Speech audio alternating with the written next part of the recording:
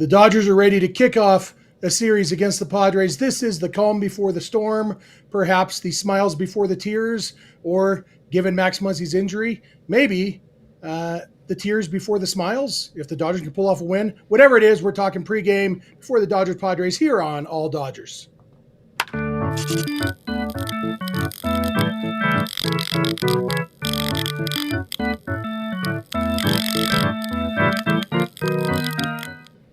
Hey, Dodger fans, coming at you live from all over the place. I'm in Pleasant Grove, Utah. Clint, who will be right there. There he is. He's in La Puente. That guy over there, Kevin Skinner, is over in, somewhere in Illinois. I don't know. The one city in Illinois, probably. This is the All Dodgers podcast, part of the Bleav Network of podcasts, brought to you by FanDuel. We are here about, an hour and 39 minutes. I know Clint likes those exact minutes before the Dodgers kick off their series against the Padres.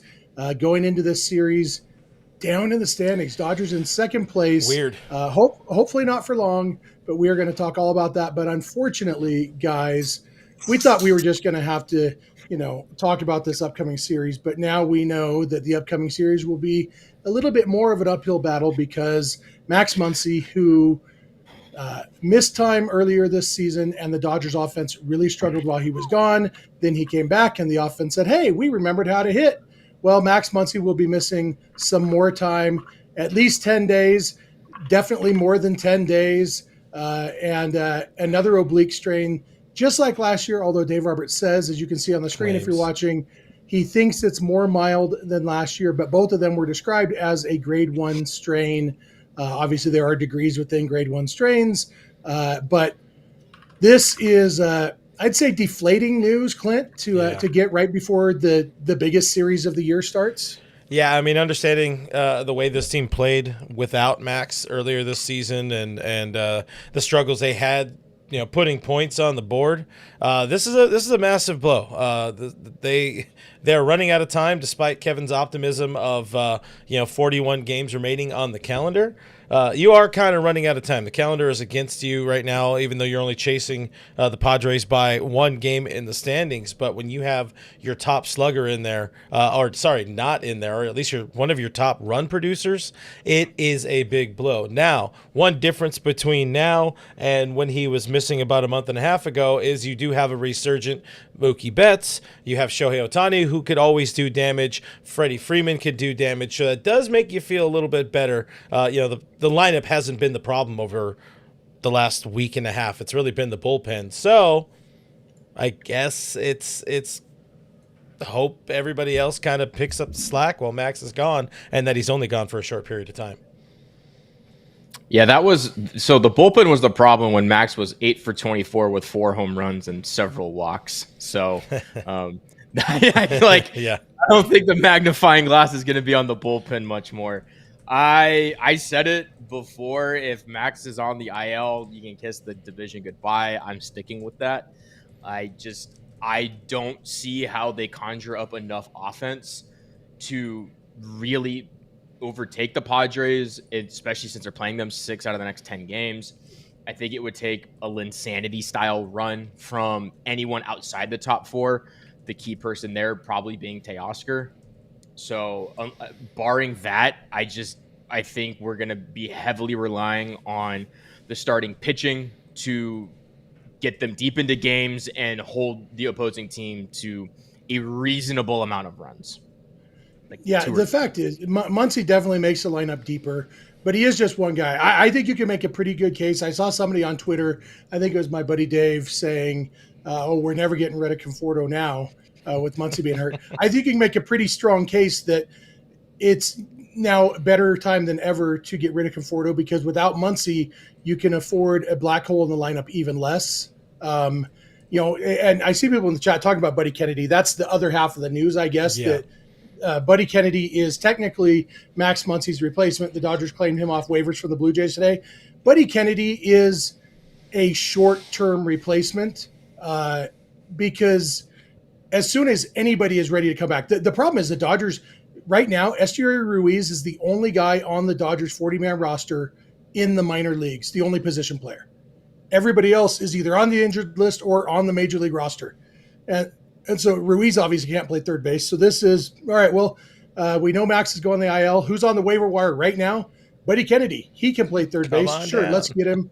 And he has no minor league options. He doesn't do anything particularly well on the baseball field. He'll probably never even get in that as a Dodger. Get some time in the field, but probably not even that. I mean, chances are Buddy Kennedy is here for a day or two, and maybe they, I don't know who. Nobody else is really pushing to get back up here.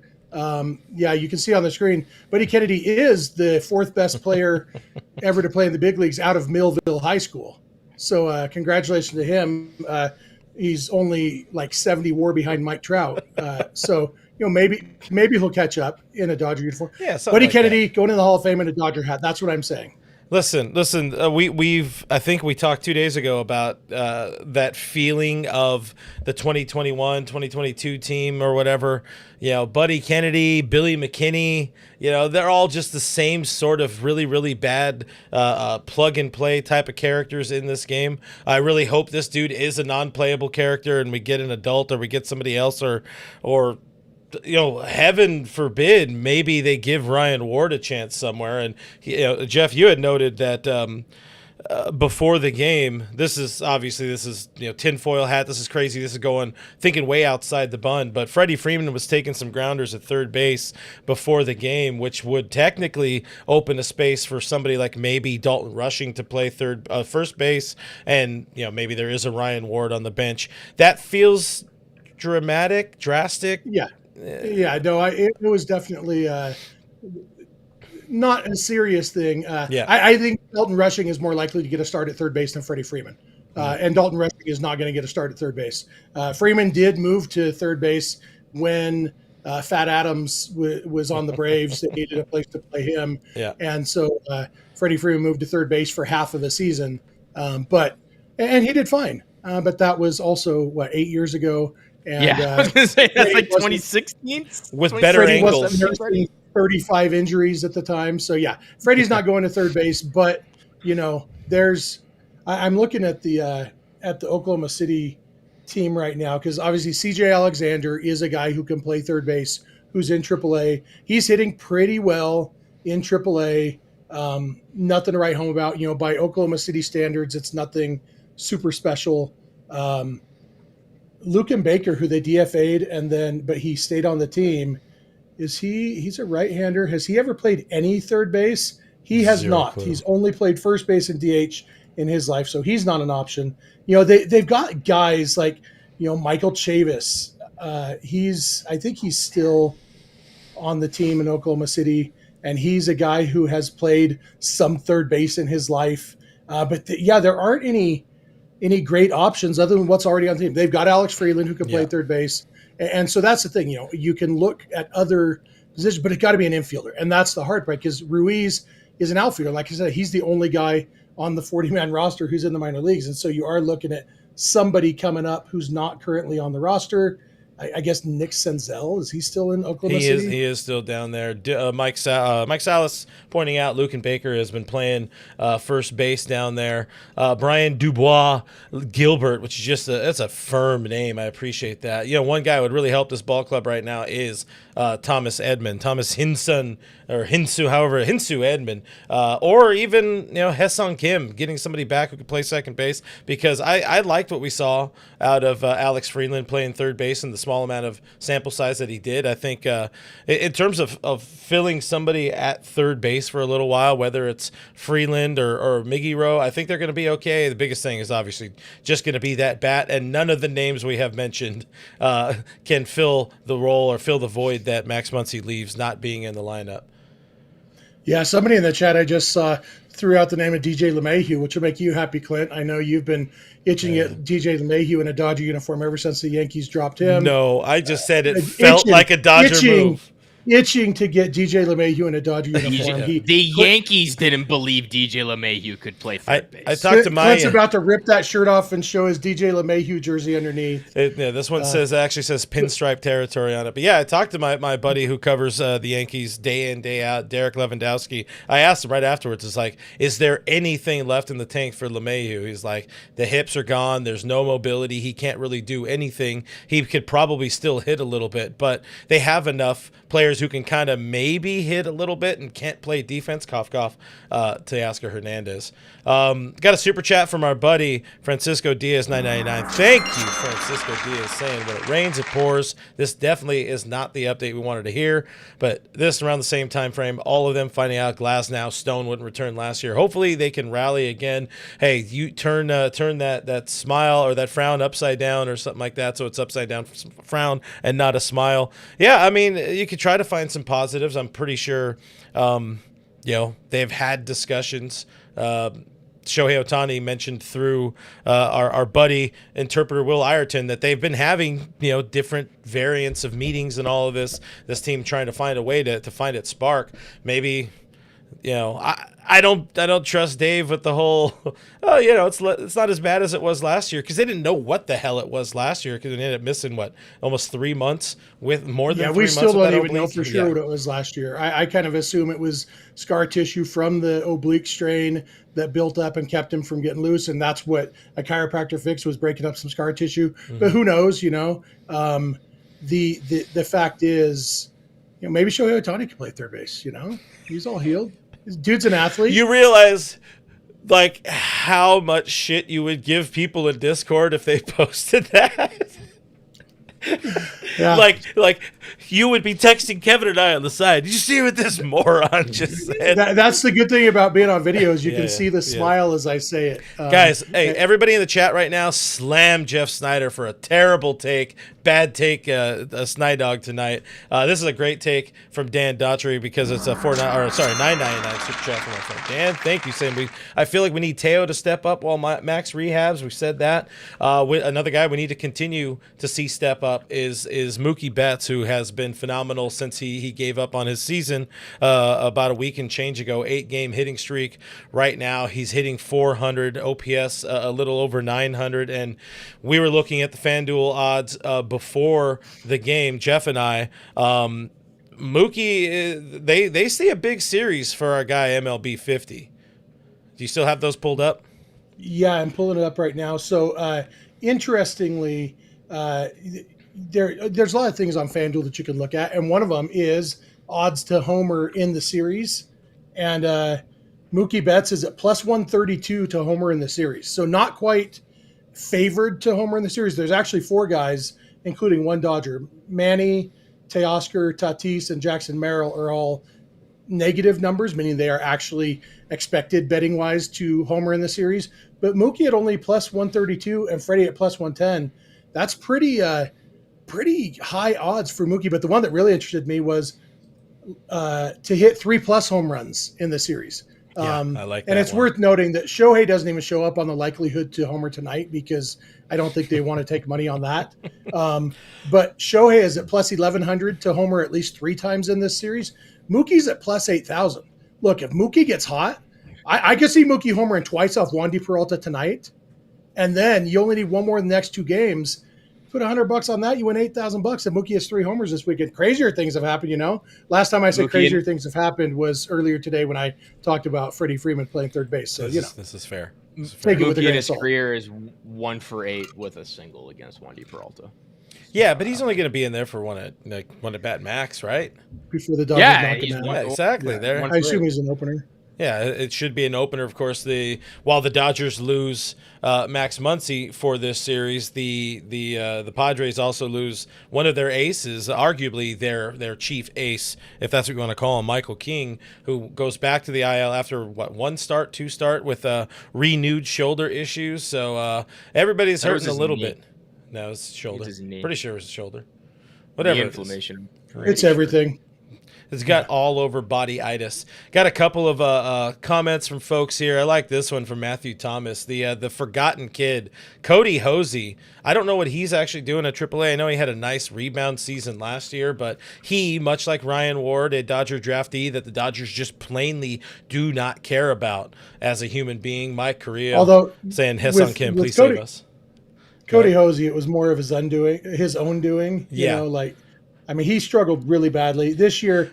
He's got a 727 OPS in Oklahoma City. He's got a 354 on base. Listen, the comments aren't going anywhere playoff wise. Just take everything. There's just no power, and if you got no power in the PCL, I feel like you're hitting a lot of lazy flyouts in the big leagues. I'll find me some grass, baby. That's all I'm. Did you see the comment? Somebody threw out Nathaniel Lowe, who just got DFA'd. I was trying to remember who it was. Does Nathaniel Lowe play anywhere other than first? Nathaniel Lowe has played third base, not in 4 years, but earlier in his career, he was a third baseman.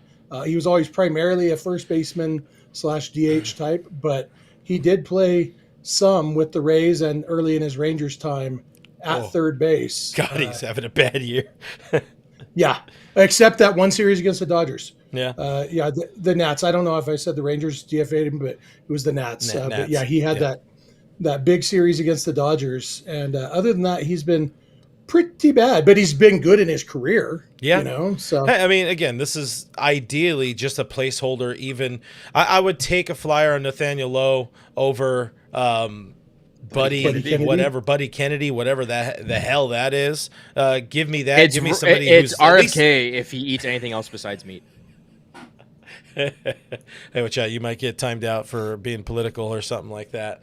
Matty Man 5 Dodge also bringing up Gio Urshela DFA'd by the A's. And I don't know how you play in a minor league ballpark all year and have not hit a dinger, but he has this no is like homers. The trade deadline. We're just constantly refreshing to look up the stats of all these guys on the waiver wire.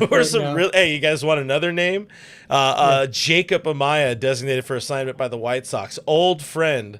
Jacob Amaya. The guy Didn't he also have a big series against the Dodgers? I mean, I'm pretty sure he did. I feel like one-time Dodger prospects always have big series against the Dodgers. Hey, you know, it'd be real nice right now, that Michael Busch kid, if he could play third base. Yeah, if Michael Busch could play third base, he'd still be on the team. He'd still be a Dodger. Francisco Diaz sent us also a 199 super chat a little bit ago asking if there have been any updates on Kim and Edman. Today would be the day that we should start seeing that. I haven't seen anything from Doc today or from the beat writers today on those sort of updates.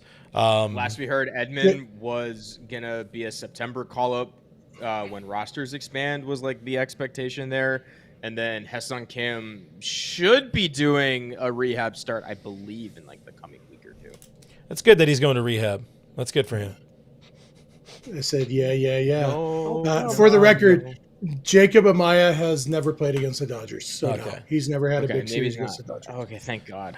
Like a bad take. Miguel Amaya. I might be thinking of Miguel Amaya. Oh, yeah, he had that home run in Korea and stuff. But, yeah, he's injured and doesn't play third base. But other than that, totally relevant. Noah with the 199 super chat. Thank you very much, Noah. Says Jeff wanted Mookie to play left field last year. Care to comment?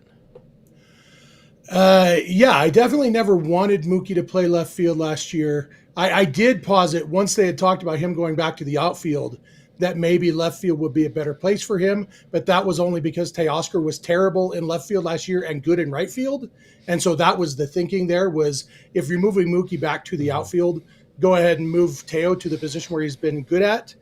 This year, obviously, Teo is bad everywhere on defense. And so, but that was my thinking when I said if they're moving him back, maybe they should think about left field. So not quite wanted him to play left field, but, for $199, Noah can say whatever he wants. For $20, I'll even say you're right.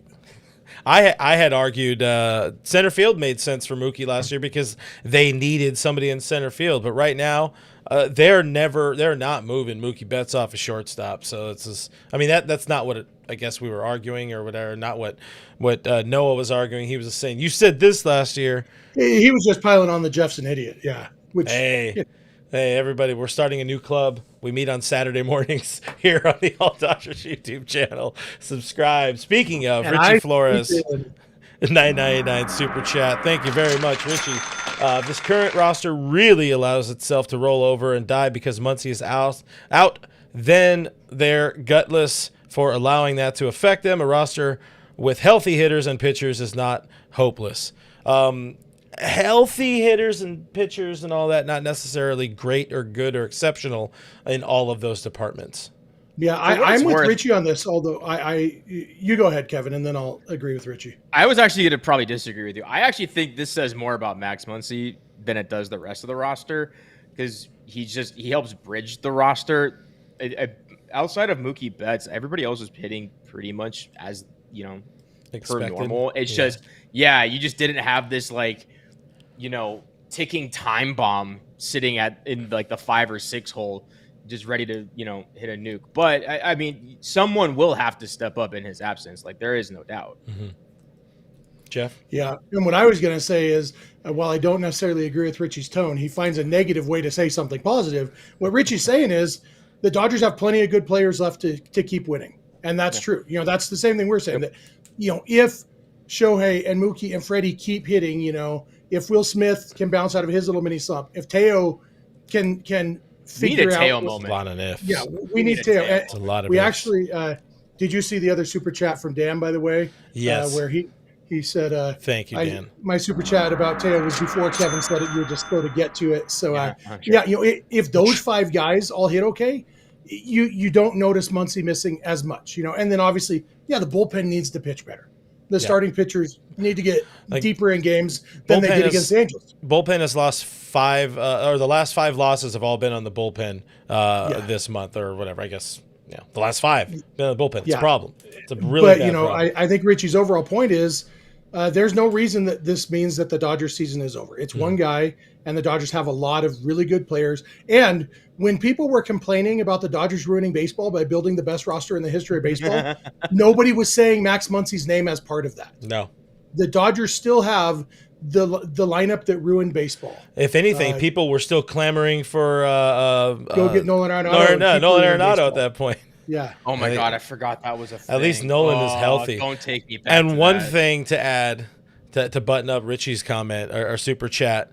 If you guys know what I'm going to say, you can say it along with me. But give me good players, living players. Thank you. I had to, because that was. Hey, that's Buddy Kennedy. That's what you just got. Was a living player. No, I don't want. Player. I don't Good job, want. Clint. This one's on you too. Or as somebody said earlier, they would rather have the corpse of the 2 other Kennedys. Did they die? Do more smarter people understand this one? I appreciate the super chat from Mike Correa. That phrase is German for "come sweet death." Michael is maybe not as optimistic as Richie. I mean, again, it is tough to be optimistic. It's probably a good thing we didn't end up doing a stream yesterday, because it would have had somewhat, for me at least, manufactured optimism. I don't know if it's manufactured, because I do believe, again, that this team does find a way to collectively pull on the same side of the rope. Not to say that anybody's pulling against the team right now, but things will figure itself out. There's just too much talent on this roster, even missing big names, important names.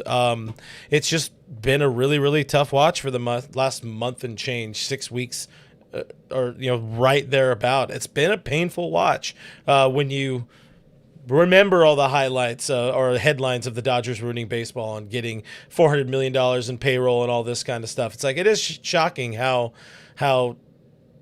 mid, I guess, they are, and it's not like they still haven't been terribly bad. Like, talking about a team that's one game behind in the National League West. It's just not what we expected. Yeah, this is kind of interesting, but our friends at FanDuel currently, even with the Max Muncy news, still have the Dodgers at -146 to win the game. Padres are at +124.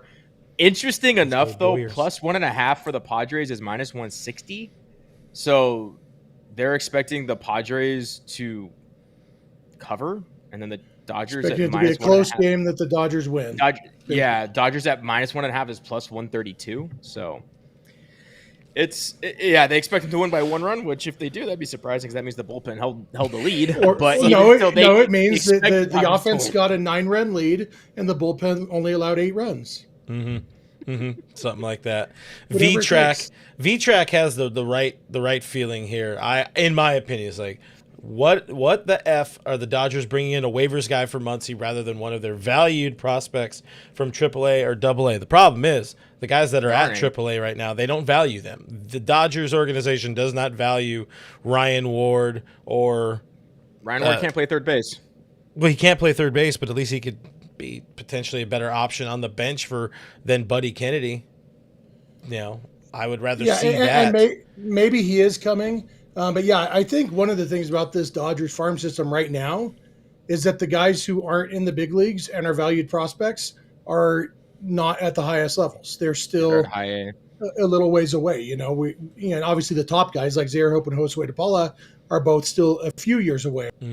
But you get, I'm just trying to pull up Tulsa's roster right now. Baseball Reference is being slow. I'm from Canada and they think I'm slow, eh? Yeah, there's no real It's another Simpsons. Good job. Even at third base, you don't have any top prospects there. Yeah, there's no one ready to go for this organization. Yeah, sadly. I mean, this is why. But the 2 guys that you would expect to cover this are also injured, so there was depth here. But now you have Muncy, Edman, and Kike all hurt. The 3 guys and that Kim would be for that matter. And so it's just like it's been a barrage of injuries all at the same position effectively. So you can't blame the organization for not having a third baseman ready to go. Not saying you guys are blaming him, but it's not a surprise that the organization doesn't have a third baseman ready to go because they had 4 guys that could play third base, and now they had to call up Alex Freeland, who has played okay. The bat's been quiet, but he's up at the big league level now because 4 other guys that they were relying on are currently sitting on the IL. Yeah, and you say guys that can play third base rather than somebody who could be the heir apparent at third base, which is something we argued in the offseason and through the early parts of the season, that there is concern about the lack of depth there, the lack of the next big thing coming when you're talking about Muncy, who remains more and more injury prone as he gets into his later mid-30s and all of that. I do worry about the state of third base for this organization. But here's where we're at, though. We could kind of shift the gears forward here. Diane says, well, let's see what happens tonight. And also, if I see Diane, that reminds me, guys, I should ask you to like the show, subscribe to the channel. We're trying to get to 20,000 subscribers, and the only way we can do that is by you people clicking that subscribe button. It's free, and it really does help the channel out. But Dodgers, Padres, that's the important thing now, gentlemen. We got the stopper, the longtime stopper for your Los Angeles Dodgers, Clayton Kershaw on the bump against opener Wandy Peralta.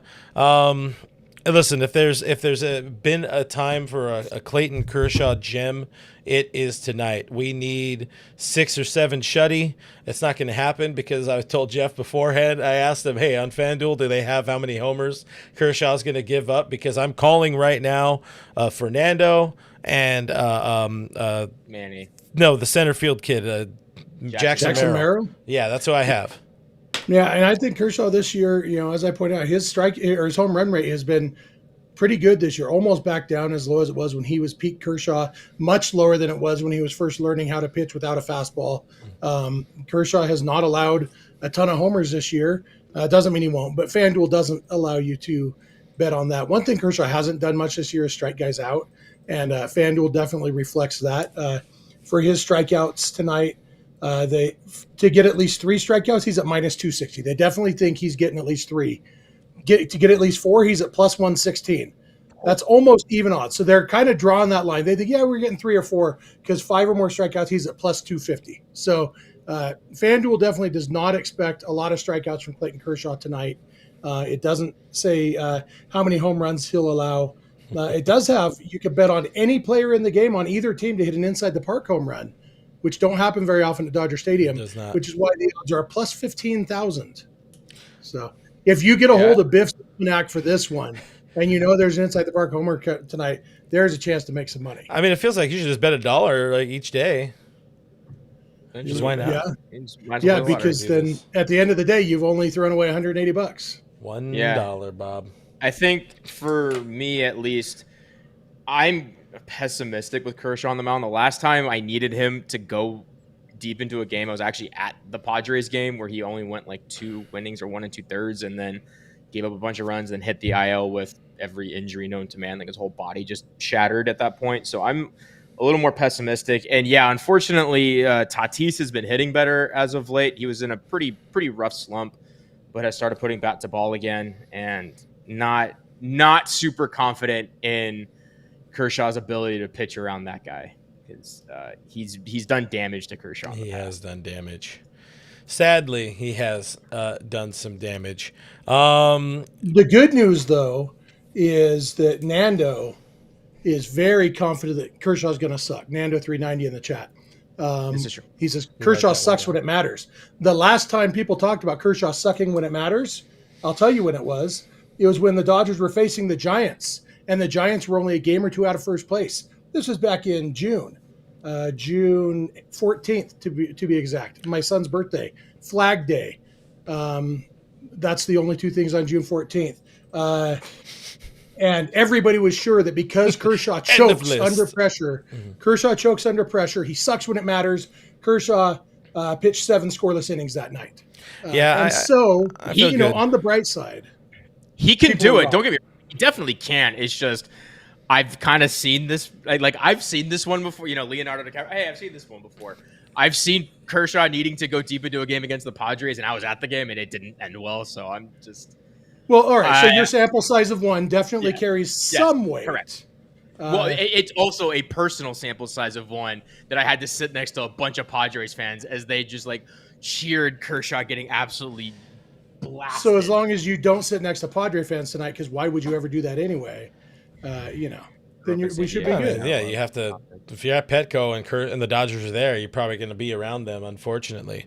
Which is a good way, or a good teaser to remind that we are doing a watch party tonight on Discord. The 3 of us will be there. Friends on our Discord will be there. If you're not a part of our Discord, you can join us by signing up over at Patreon, patreon.com/realfrg. Scan that QR code, click the join button here. All the links are in the description below. It's $5 a month to support the channel, support independent Dodgers coverage here. That's less than the price of a Dodger dog and about the price of a gallon of gas, I think, something like that. But with that, again, you're supporting us and you get access to our Discord and friends to complain about the Dodgers with or celebrate the Dodgers with. So do check that out. But I'm looking forward to watching a Dodger win and a Kershaw stopper performance. It's going to be 6 innings, 2 earned runs, 2 solo homers, and you guys know who those are going to be. I like this idea. History Man 0828, Jeff as lead commentator and Clint and Kevin as the color commentators. That would be a fun booth. We'd piss off a lot of people, but it'd be fun. Is it because Jeff's the whitest here? What? I'm glad you said that, because I'm like, I can't, as the white man, I can't say that. Oh my God, that's what you meant. Oh, that's so bad. God. You thought it was a fat joke? You saying widest? No, is that what you thought, Kevin? Listen, he was reading. Kevin just said I'm fat. I just didn't assume color meant like pigmentation as opposed to. Listen, the more we talk about it, the more we're going to get flagged. And I like this from our friend Badan Coast. Time to cry. I can only imagine the frustration Jeff sees. Mr. English degree. Tame to clear. Now, I don't mind when it's done on purpose. I only rip on Kevin when he does it on accident. Like if you cry every time. 300 GJW joining us late. 199 super chat. Thank you very much. Sorry if I missed it. Is Max Muncy going on the IL? Yes. Yes, he is. He is on the IL currently, and somebody you've never heard of is joining the team on waivers. He did play because the Dodgers just a week ago, although Clint was on a boat. Clint didn't watch any of those games. On a pontoon. It was a good time doing that. Do we want to do predictions or anything like that? Because I said yesterday on Dodgers territory, I got the Dodgers taking 2 in the series, which would put them back in first place in the National League West. Would it? Yeah, if they take 2 out of 3, they end up tied. Yeah, because math. Tied Hashtag math, baby. Hashtag math, no, baby. it's actually not math. The math indicates that they are tied, but by like other head-to-heads than they are ahead. Well, the math no, indicates being tied for winning first place is still first place. That's the point. No, he said Yeah. the lead. If you're, he The said they'd lead be to in me first place. indicates that you are like in sole possession. I thought he said, can we run it back? I thought he Somebody said they'd be check in the first tape. place. Check the tape. So We'll they'll be in definitely be in first first place if they win 2 out of 3. I didn't say sole possession. They should win 3 out of 3, and then hashtag math baby. No matter how you do it, There they'll be you in first go. place. That's how you math right there. Breaking news. History Man 0828. Color commentators give analysis of what's going on during breaks in the action. Back to you in the Not to studio. Clint, they don't. No. For the record, we were aware of what color commentators. Yeah. We've watched a little bit of baseball in our time. It was me just dipping my toe into being From what I've problematic. learned the last few days watching Dodger games, color commentators start every sentence with, like I said. Yeah. Eric Karros said 3 things for early in the season, and then he's just repeated them over and over. That's all you got to do. That's show business, baby. Hey, we did get a couple voicemails from our show that didn't happen yesterday from our regulars. Do you guys want to go ahead and listen to our voicemails, which I'm sure are measured takes from our friends? No, but definitely Richie. Measured and brief, I'm sure. If it's Richie, I'm gonna go to the bathroom. Wow. Well, Why, keep you your got to do a number 2? keep your I'll keep my headphones headphones on. Yeah, I'll keep them on. So I'm just gonna start Just turn the playing. mic I'm off. gonna start playing it. Well, what up, guys? It's Noah, as you know. Hey, and it's I gotta Noah. say, guys, I'm sure we all agree that this stretch has been torturous and agonizing, and it has been. And a lot of people are wondering, why does it feel so different? And the big reason why it feels so different is because in previous years, when we did have some sort of agony, our expectations weren't as high, and there was no clear solution. For example, last year, if Nick Ahmed left the bases loaded, we got a little frustrated but not angry because it's Nick Ahmed, so we didn't really expect much. Versus Teoscar Hernandez, when he leaves the bases loaded, it bumps us more because we have higher expectations. So that's why this year feels worse. The expectations. And let's be honest, we didn't go all in for this trade deadline, and that's not what the Dodgers are. That's why they've stayed competitive for so long. The Padres aren't going to be as competitive tomorrow because a lot of their players are going to be free agents, and they don't really know how Mason Miller is going to be next year since they're volatile. So that's all I got to say, guys. Have a good rest of your day. Bye.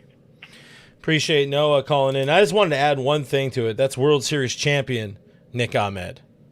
It's a very important thing to add, you know. Absolutely. Yep. Dude got a that ring. Retired. That dude got a ring for that.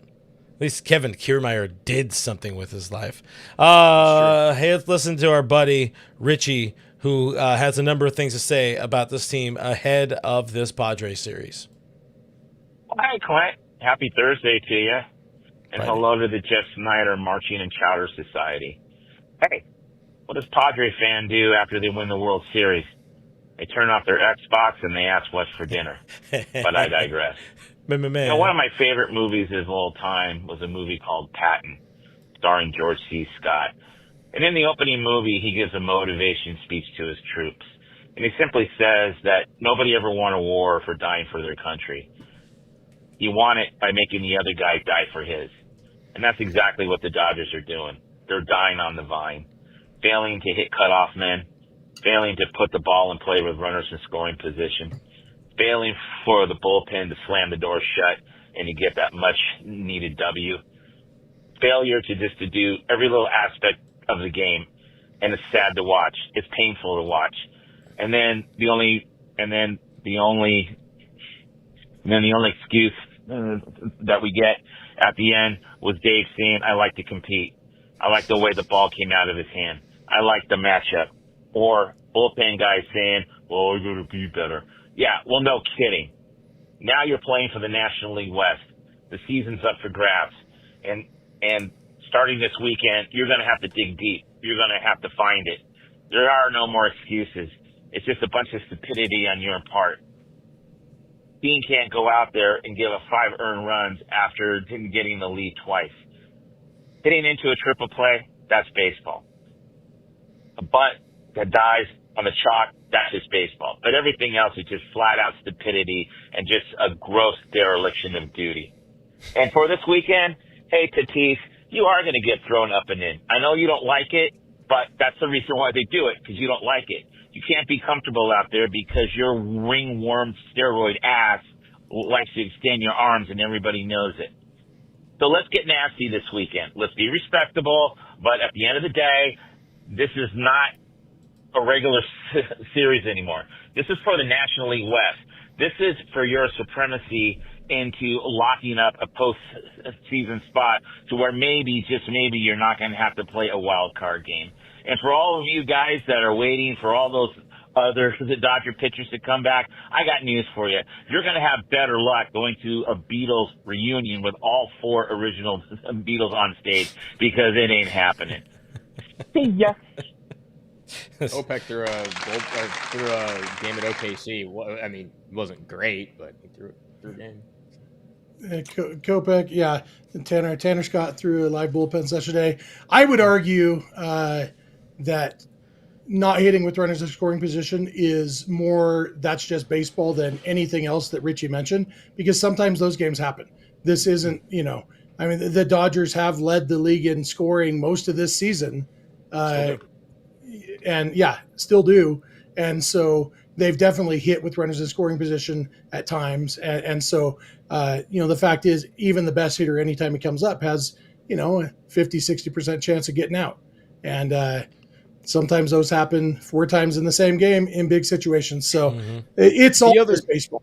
There's little things, but for the most part, this is bad baseball and not a dereliction of duty. Kevin? Yeah, and the other thing with hitting with runners in scoring position is it's a rate stat, and the Dodgers generally get more runners into scoring position and therefore have more opportunities. So it can get kind of skewed where they might look middle of the pack with runners in scoring position hitting wise. Even though I don't think they are, I still think they're a top team, but that's with higher opportunities than more opportunities than most teams get. The one thing I'll add to the whole the runners in scoring position conversation part of it is when Michael Conforto comes up 4 times in a game, you're giving yourself less of a chance to win. Yeah. Should have traded for an outfielder, but that's another They did. story. His name's Alex Call. Better one, a real one, not one that was going to just. What you wanted? Ramon Laureano? I mean, dude's hitting like 340 for the Padres, and I did want Ramon Laureano of like, if you can't get Quan and you can't get, I don't know if I would have taken Luis Robert over Ramon Laureano, but looking at it now, benefit of hindsight, Laureano's hitting pretty dang well, and it filled a major hole in left field that the Padres had for a majority of the season. I just pulled it up. The Dodgers have the 6th most hits with runners in scoring position in baseball this year. Listen, we're not interested in your facts. And that's in the 14th most plate appearances. Well, then they got to stop getting as many walks and getting as many hits so they get fewer opportunities. They also have the highest OPS with runners in scoring position, the 3rd best batting average with runners in scoring position. And, all the numbers. Any risk numbers you want to look up, the Dodgers are near the top of the league, despite the fact that they had one horrendous game on Sunday and haven't been outstanding in a few other games. That's not the Dodgers' problem this year. Yeah.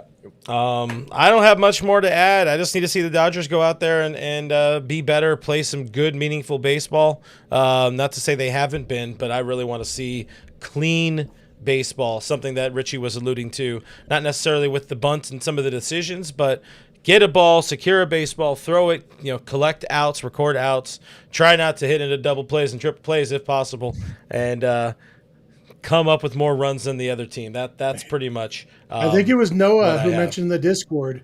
Last time the Dodgers hit into triple play, they won the World Series that year. So you know what? Power of positive drinking right there. That's why Shohei did it. He was just locking it in, baby. Lock it in. Guys, we appreciate you hanging out with us on this Friday pregame edition of the show. If you have not done it already, please hit that like button, subscribe to the channel. Thank you for watching. Thank you for listening. Thank you for the comments, the voicemails. I'll be doing voicemails tomorrow morning, or we will if Kevin's around. Dirty voicemails. I'm sure it's going to be very good if the Dodgers lose this game to the Padres. But yeah, it is all Dodgers After Dark in the morning, 11 a.m. Pacific time. We will be live and just hanging out and having a good time. If you have Speaking of hanging out, what are we hanging out about? Join the Discord, because tonight we're hanging out watching the game together over on Discord. We'll have the game streaming, talking with our voices. Talk to each other, talk to Living us. voices. Living voices. Good Watch party. adequate voices, living voices. We'll be talking Dodgers during the game. So join the Discord, just $5 a month over at patreon.com/realfrg, and do it now because Clint has to have time to send you the invite to the Discord between when you join. And so don't wait till the game starts because Clint might miss it. Well, I'll be paying attention because I'll be sitting here. But breaking news confirmed. Bless his heart, Dave Roberts locked in for Dodgers territory on Monday. Alana Rizzo and I will have him. And next Thursday, Scott Akasaki. I'm very excited to talk to Scott Akasaki. That's the traveling secretary for your Los Angeles Dodgers. So I want to hear about all the planes. But there's your breaking news for Dodgers territory. Unless the Dodgers get swept, then I will tell Dave, don't worry about it, man. Don't worry about it. But anyways, this has already been the longest intro of all time. We'll see you guys on the channel this week. Appreciate you. Love some of you. Okay, bye.